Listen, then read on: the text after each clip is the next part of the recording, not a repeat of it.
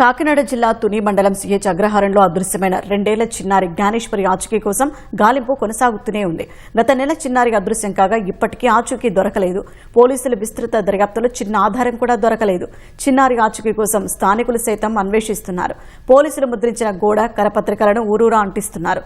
Railway station, బస్టాండ్లు, ఆటోలు, జనాలు ఎక్కువగా సంచరించే చోట చిన్నారి జ్ఞానేశ్వరి ఆచూకీ తెలపాలని కోరుతూ పోస్టర్లు అంటిస్తున్నారు. ఏజెన్సీ ప్రాంతాల్లో తండ్రి గణేష్ తిరుగుతూ గోడ పత్రికలు తన గారాల పట్టి కోసం గాలిస్తున్నారు. చిన్నారి క్షేమంగా రావాలని అంతా ప్రార్థిస్తున్నారు.